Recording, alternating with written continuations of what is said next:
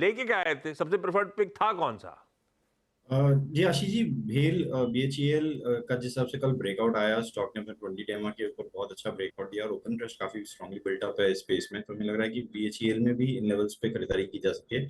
134 का टारगेट आता हुआ देखने मिल सकता है। जो स्टॉप लॉस इसमें मेंटेन करना है वो 125 का एक एसएल मेंटेन करे। और आशीष जी, एक चीज और बोलना चाहूंगा, गावा जी ने जो बताया, पुणे एग्जैक्टली 3 घंटे के डिस्टेंस पे है बॉम्बे से, और कहीं से भी फ्लाइट लेंगे दिल्ली से भी तो 3 घंटे में पुणे पहुंच सकते हैं। कहा की स्टोरी अलग है, वो किसी और दिन।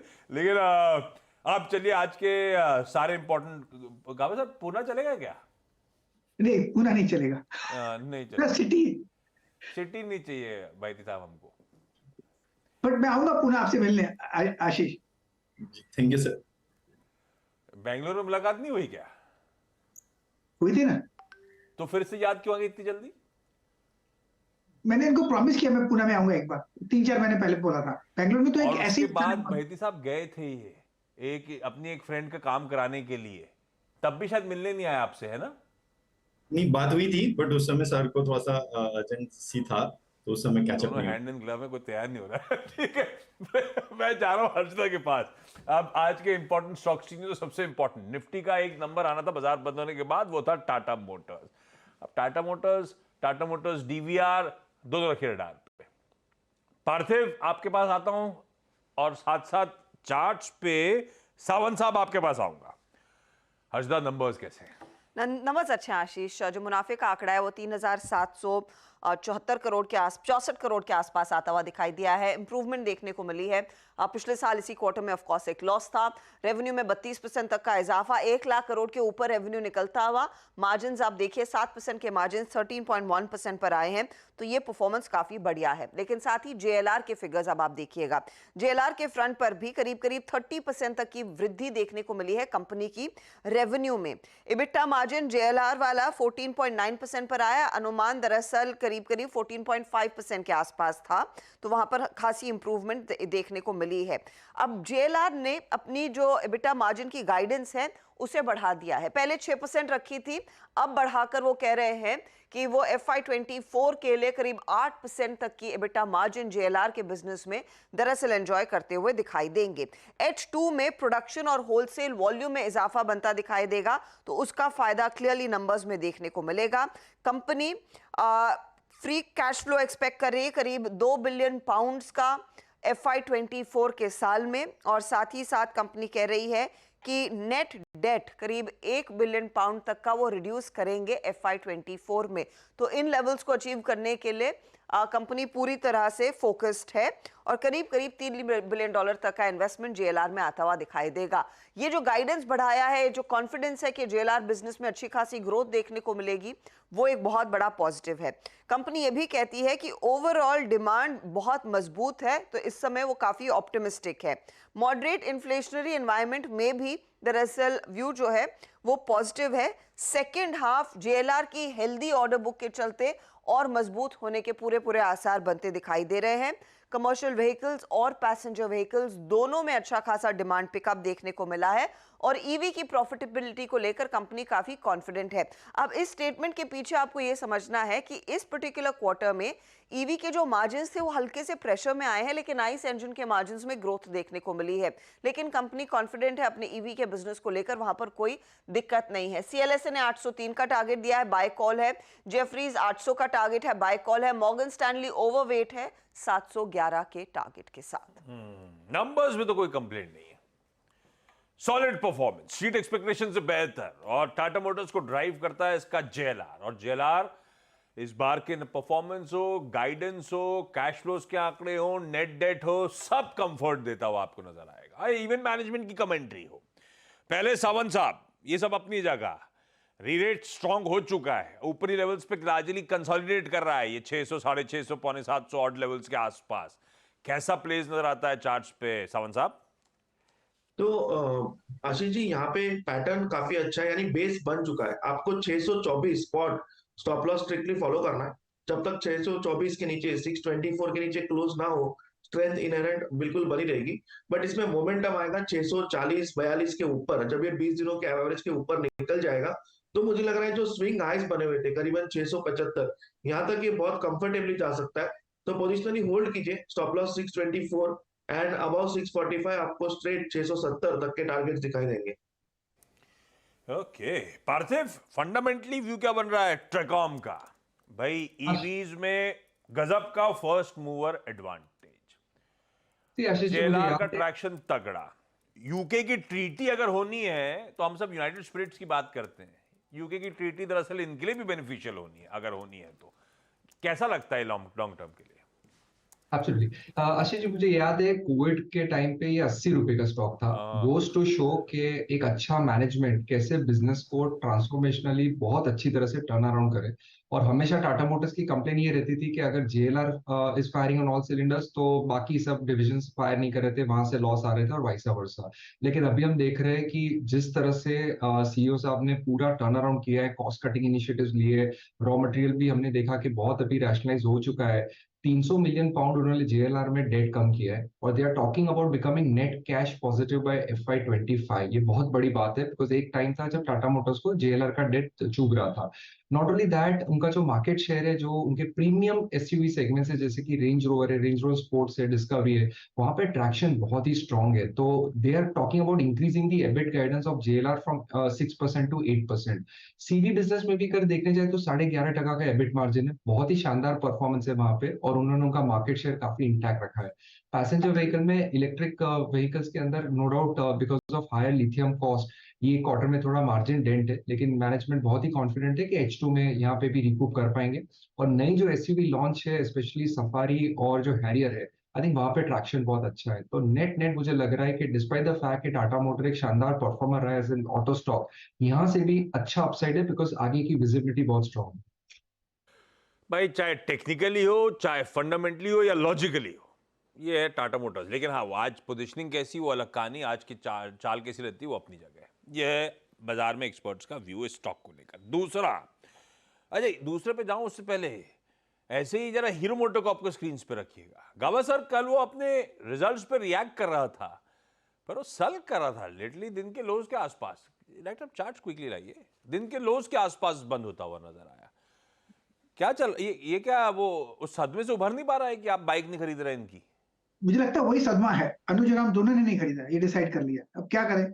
लेकिन लगता है कि थोड़ा वीकनेस अब भी है हीरो मोटर्स में। ट्रेड करा 3062 के आसपास, बंद हुआ 50 के आसपास, शायद और लो लेवल करीब 3000, ये एक जोन है, वहां पर एक सपोर्ट मिल सकता है। ये एक साइकोलॉजिकल सपोर्ट है, शायद वहां पर समझ जाए, सदमे से बाहर आ जाए। लेकिन लगता है 3000 पॉसिबल है।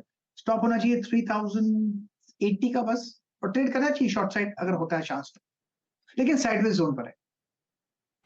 ठीक है, ये है हीरो मोटोकॉर्प की कहानी। कल दिक्कत में आ गया था, कल खुला गैप अप के साथ था, उसके बाद वो वहीं से सब समीकरण बिगड़ गए इसके। खैर, ये लगातार वीक भी हो रहा है।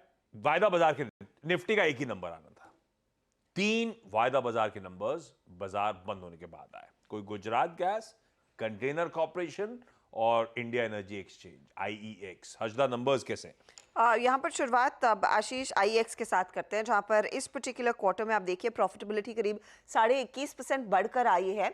आंकड़ा है 87 करोड़ का, 14% की रेवेन्यू ग्रोथ 109 करोड़ कंपनी ने डिलीवर की है। आप ध्यान दीजिएगा एबिटा बिजनेस में 16.5% तक का इजाफा बनता दिखाई दिया है, 92 करोड़ का फिगर, और मार्जिन में इंप्रूवमेंट है 84.8%।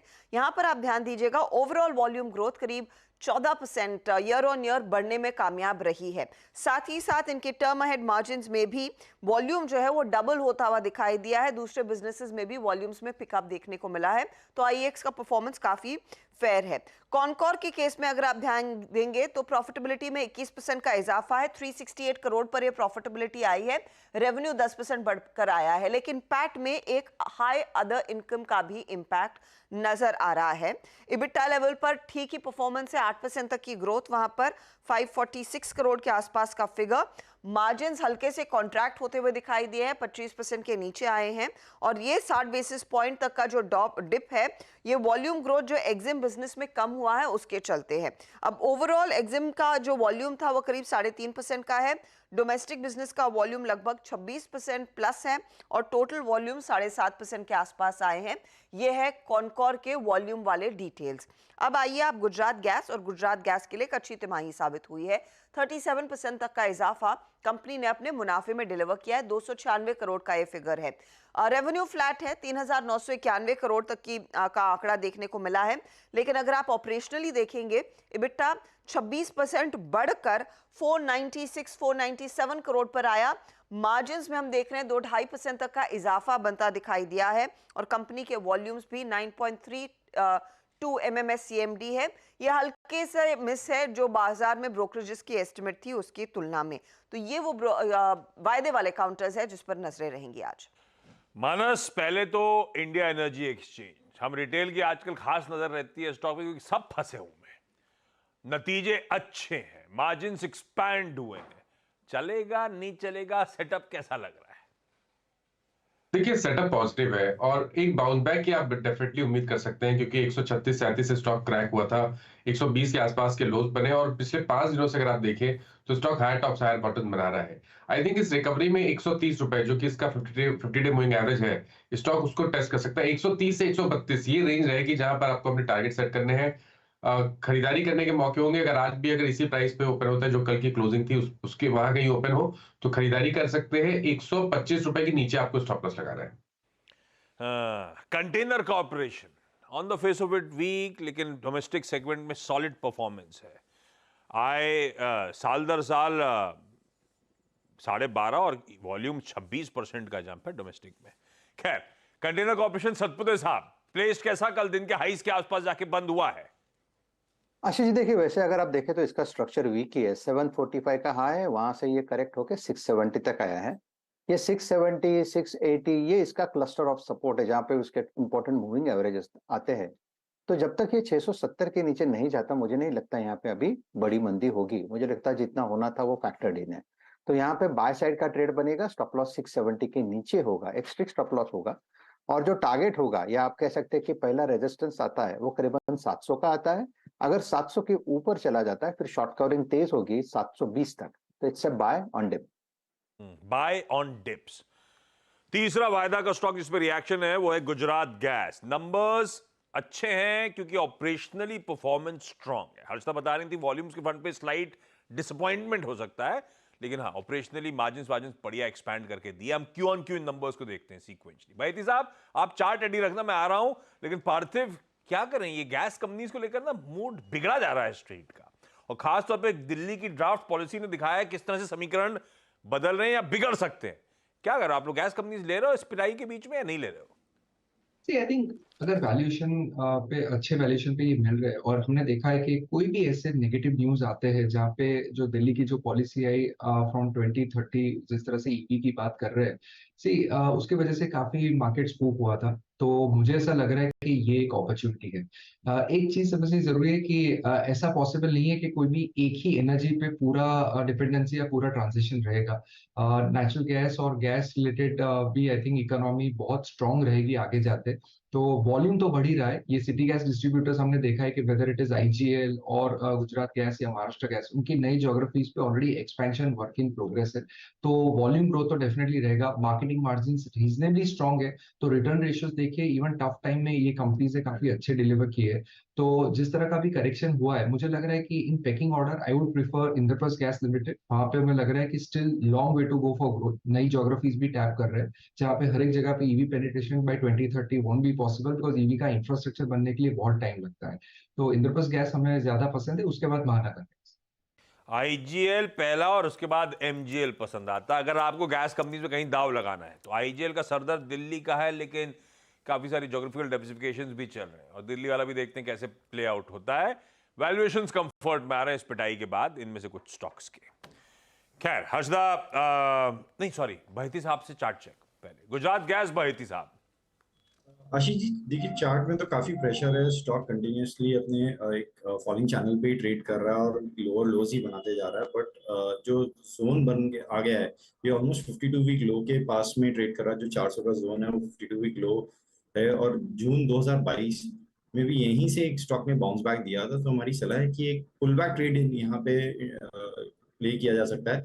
398 का स्टॉप लॉस लगाना है। अगर पुल बैक आता है तो इसमें 416 और 422 तक के भी लेवल्स देखने मिल सकते हैं। ये प्योरली एक रिस्की ट्रेड और पुल बैक ट्रेड है, कॉन्ट्रा ट्रेड है। पुल बैक ट्रेड है, कॉन्ट्रा ट्रेड है, अदरवाइज चार्ज का सेटअप बिगड़ा हुआ।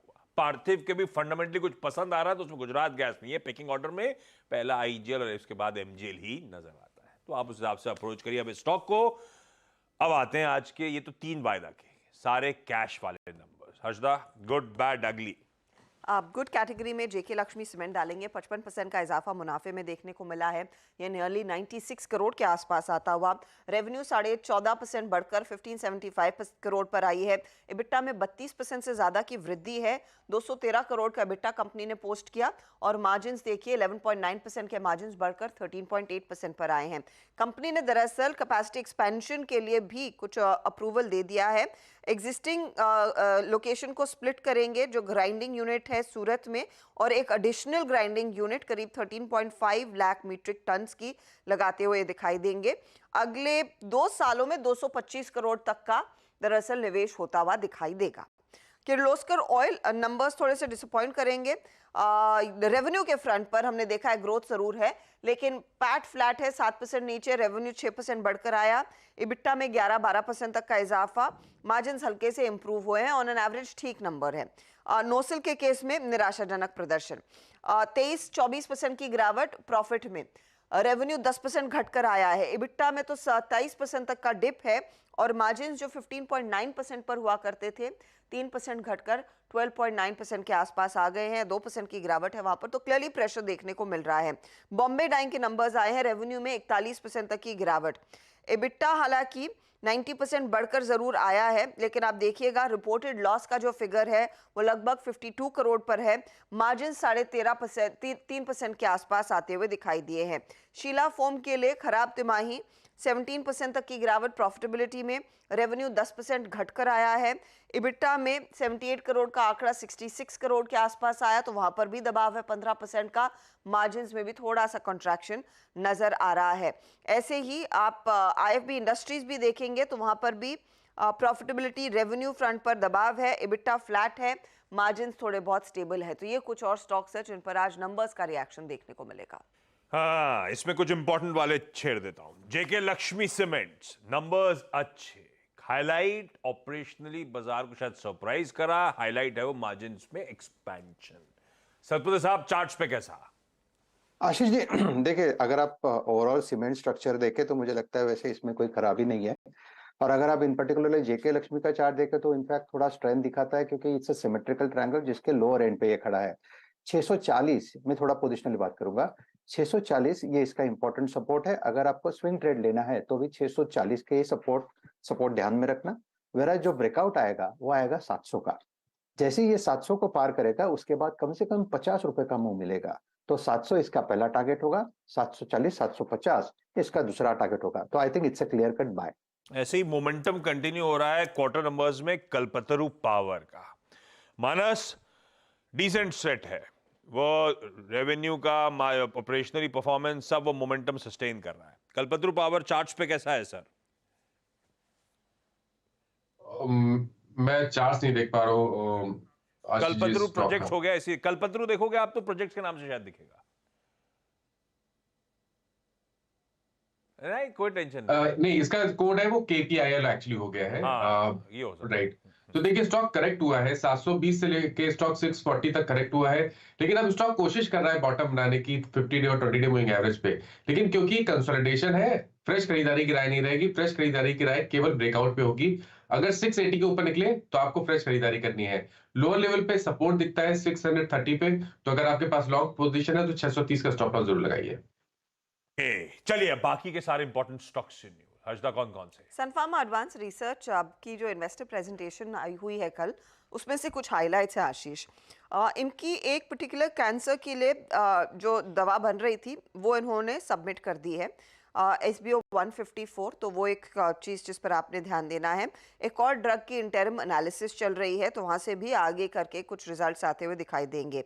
कंपनी बेसिकली कह रही है कि additional non dilutive cash flows कुछ कमर्शियल और पार्टनर्ड एसेट्स के जरिए इनके हाथ लगते हुए दिखाई देंगे। साथ ही साथ आगे कुछ रेगुलेटरी अप्रूवल्स इनके हाथ लगेंगे और फिर सेल्स लिंक्ड माइलस्टोन्स के जरिए भी कुछ कैश फ्लो आता हुआ दिखाई देगा, तो वो भी दरअसल एक पॉजिटिव है। साथ ही साथ कंपनी ने कहा है कि शेयर होल्डर्स ने अप्रूव कर दिया है फ्रेश इशुएंस के जरिए करीब 1800 करोड़ रुपए रेज करने का। तो ये फिलहाल कुछ हाइलाइट्स सन फार्मा एडवांस रिसर्च की उस प्रेजेंटेशन में। दिलीप बिल्डकॉन कह रहा है कि 7 नवंबर को जब बोर्ड बैठक होगी फंड रेज पर विचार करने वाले हैं। महिंद्रा फाइनेंस ने सेकंड क्वार्टर ये अक्टूबर का अपडेट दे दिया है। टोटल डिसबर्समेंट्स 5250 करोड़ के हैं अक्टूबर के महीने में। कलेक्शन एफिशिएंसी 91% से बढ़कर 94% पर आई है और साथ ही साथ स्टेज 2-3 एसेट्स में रेंज बाउंड मोमेंटम देखने को मिल रहा है month on month. Shilpa Medicare ने पिलनोवा फार्मा करके कंपनी है उसको अक्वायर किया है। अब ये नई कंपनी तो इसके सेल्स के डिटेल है नहीं, लेकिन ये बेसिकली एक front end presence US markets में एस्टैब्लिश करेंगे इस पर्टिकुलर एक्विजिशन के जरिए, तो वो स्टॉक भी आप रेडार पर रखिए। सबसे ज्यादा आप मुस्कुराओ मत, इसमें कुछ भी नहीं है, बहुत छोटा सा एक्विजिशन है। इन्हीं की आम था जिसको होलियो नाम था जिसको उन्होंने खरीद लिया है और फ्रंट एंड है बेसिकली यूएस ऑपरेशंस का। अच्छा, इंपॉर्टेंट स्टॉक्स में एक तो महिंद्रा एंड महिंद्रा फाइनेंस, भाई कह रहे हैं क्वार्टरली अपडेट डिसेंट सा है। सावंत साहब प्लेस कैसा चार्ट्स पे? बहुत वोलेटाइल काउंटर है बाबा।